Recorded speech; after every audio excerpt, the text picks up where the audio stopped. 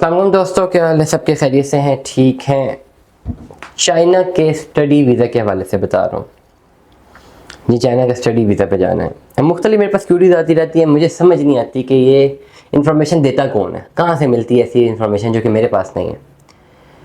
मसला ये है, प्रॉब्लम ये, मैं बड़ा स्ट्रेट फॉरवर्डली बात करता हूँ। मेरी बातें बुरी लगती हैं, लग सकती हैं, डजेंट मैटर, लेकिन लगती रहें, क्योंकि गलत इन्फॉर्मेशन से आपका लाखों रुपये डूब जाएगा। तो बेहतर ये है कि मैं थोड़ी डांट डपट करके मैं ज़रा क्लियरली आपको सीधी सीधी बात बता दूँ भाई। बिल्कुल सीधी सीधी बात बता दूँ कि यार ये चीज़ें पॉसिबल हैं, ये चीज़ें पॉसिबल नहीं हैं। अब मेरे पास कल एक केस है जिसमें एक जो भी एप्लीकेंट है उनको जाना है स्टूडेंट वीज़ा के लिए चाइना। अब स्टूडेंट वीज़ा के लिए जाना है तो मेरी ज़ाती जो एक एनालिसिस है, आपके पास 40-50 लाख रुपए की मिनिमम अमाउंट होता है पे जाने के लिए, और अमाउंट आपके पास होगी तो आप जाएंगे। प्लस आपके पास एक अच्छा स्कोर होना चाहिए, फिर चाइनीज़ यूनिवर्सिटी से आपका वो होना चाहिए। अब यहाँ पे अक्सर मेरे पास क्वेश्चन आते हैं, जी अच्छा ये नहीं हो सकता तो स्ट्रेट हम कोई बिजनेस वीज़ा पे चले जाते हैं। ये बिजनेस वीज़ा क्या होता है, किसी को पता है? What is business visa? बहुत सारे लोग कहते हैं हमें बिजनेस वीज़ा पे भेज दें। क्या है बिजनेस वीज़ा? 3 वीज़ा है जी चाइना के, ज़रा कान खोल के सुन लीजिए, बहुत सारे लोगों को इन्फॉर्मेशन नहीं है। एक है जी tourist visa, forget about it, जी है एक्सेस को छोड़ दें, एक लेमैन आदमी की तरह समझे। एक टूरिस्ट वीज़ा, एक आपको स्टूडेंट वीज़ा, एक आपका बिजनेस वीज़ा।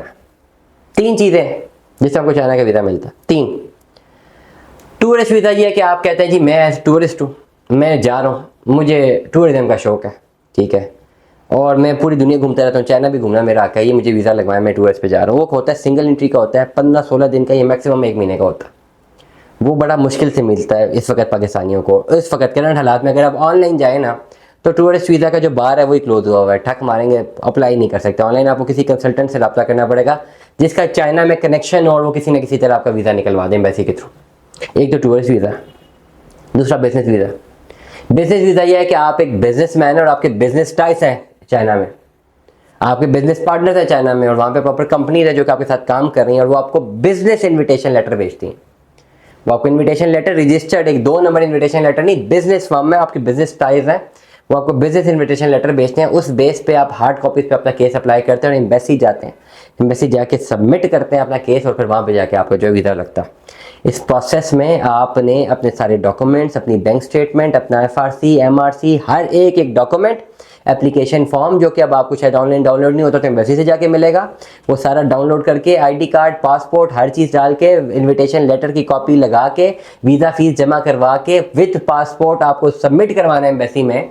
ये 1 महीने का प्रोसेस टाइम है, तब जाके लगेगा। और bank statement, justified bank statement होनी चाहिए, पता लगे जी आपका बिजनेस वीज़ा है, बिजनेस के लिए मैं जा रहा हूँ जी।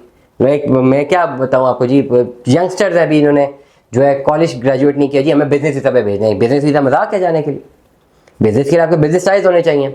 तीसरा वीज़ा है आपका स्टूडेंट वीज़ा। स्टूडेंट वीज़ा के लिए कोई बड़ी रॉकेट साइंस नहीं है। स्टूडेंट वीज़ा के लिए आप चाइना की किसी भी एक यूनिवर्सिटी में आपके पास ऑफर लेटर हो, और ये कोई बड़ी रॉकेट साइंस नहीं है। आपके पास गूगल है भाई, आपके अपने सब्जेक्ट्स हैं, आपने कहीं पर भी एडमिशन लेना है गूगल पे जाएं, लेकिन फ़लानी यूनिवर्सिटी में या फ़लानी यूनिवर्सिटी जो आपको ऑफर कर रही है। अब जब आप ये लिखेंगे तो गूगल में SEO ही होगी, और आपको वो शो कर देगा गूगल जो कि यूनिवर्सिटी नहीं होगी, कोई कंसल्टेंट होगा। अब कंसल्टेंट ठीक भी है, कंसल्टेंट बुरे भी हैं, इसमें ये बात तो नहीं है कंसल्टेंट सारे बुरे हैं, लेकिन जब आप कंसल्टेंट का चैनल लेंगे तो फिर आपको उसकी बातें माननी पड़ेंगी, और फिर वो कंसल्टेंट अपनी फीस भी लेगा। या अगर आप डायरेक्ट जाते हैं तो किसी भी यूनिवर्सिटी की, अगर आप प्रॉपर वेबसाइट तक पहुँचते हैं और उस वेबसाइट पे आप लिंक कर सकते हैं, वहाँ पे अप्लाई करते हैं, आप अप्लाई कर दें अपने सब्जेक्ट्स में। जब अप्लाई करते हैं यूनिवर्सिटी खुद आपको जो है एक भेज देगी लेटर कि जी आपका एडमिशन हो गया। जब एडमिशन लेटर आपको मिलता है तो एडमिशन लेटर की बेस पे अपना वीज़ा प्रोसेस आप शुरू करते हैं। जी मेरा स्टूडेंट वीज़ा लग गया, स्टूडेंट वीज़ा मुझे लगवाएं, मैंने पढ़ने के लिए जाना है, वो वीज़ा लग जाता है। अब ये जब आप खुद करते हैं इतनी बड़ी रॉकेट साइंस नहीं है, लेकिन जब आप किसी कंसल्टेंट के थ्रू करते हैं तो फिर कंसल्टेंट को ये पता होता है कि किस यूनिवर्सिटी में अप्लाई करना है, किस में नहीं करना है। नंबर 1, कंसल्टेंट के पास एक चैनल्स होते हैं, उससे थ्रू अप्लाई करते हैं। कंसल्टेंट के पास ये होता है कि अगर आप डायरेक्ट यूनिवर्सिटी में अप्लाई करें तो वहाँ पे हो सकता है आपको जवाब ना आए, लेकिन कंसल्टेंट के थ्रू जब जाते हैं तो उनकी जो ईमेल्स होती हैं वो डायरेक्ट जाती हैं, विदाउट एनी कोई बैरियर नहीं होता, वो डायरेक्ट वहीं पर जाती हैं जहाँ पे जानी चाहिए, और वहाँ से आपका ऑफर लेटर आ जाता है। कंसल्टेंट के थ्रू जाते हैं तो बैंक स्टेटमेंट जो आपके पास 50-60 लाख होना चाहिए, कंसल्टेंट वो मैनेज करवा देता। कंसल्टेंट के थ्रू जाते हैं तो जो डॉक्यूमेंट्स जिसमें जो आप लगाएंगे गलत लगाएंगे, कंसल्टेंट आपको सही डॉक्यूमेंट्स लगा देगा, ट्रांसलेशन वगैरह करवा देगा, कोई डॉक्यूमेंट्स की सारी चीज़ें पेड होती हैं, फ्री कुछ भी नहीं है। लेकिन ये है कि इसके थ्रू आपका प्रोसेस आसान है, 2-4-5-6 महीने लगते हैं। खुद करते हैं तो आपको 2 साल सीखने में लग जाते हैं, 2 साल बाद जाकर आपका एडमिशन होता है। ये सिंपल सा प्रोसेस है।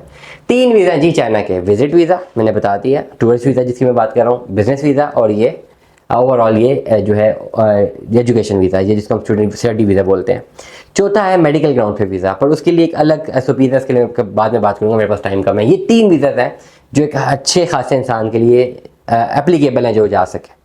अब आपने डिसाइड करना है कि आपने वीज़ा कौन सा अप्लाई करना है। करंटली इन तीनों वीज़ास के लिए आप ऑनलाइन जाते हैं, जो आपके पास ऑप्शन नहीं है।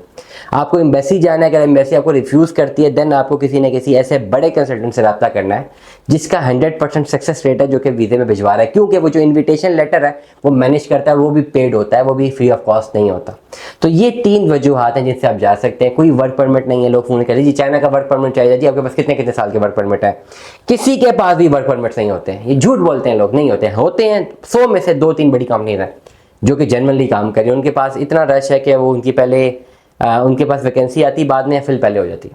इसलिए अगर आपने खुद जाना है तो आपको खुद जो है विजिट वीज़ा पे जाना पड़ता है। विजिट वीज़ा पे जाके आपको खुद वहाँ पे ख्वारी करनी पड़ती है, इसके अलावा कोई ऑप्शन नहीं है, मैं बहुत दफ़ा बता चुका हूँ। तो ओवरऑल चाइना के लिए 3 ऑप्शन थी, मैंने आपको बड़ा क्लियरली बता दिया। दुआ में याद रखिएगा, अपना बहुत सारा ख्याल रखिएगा। स्टे ट्यून्ड, अल्लाह हाफ़िज़।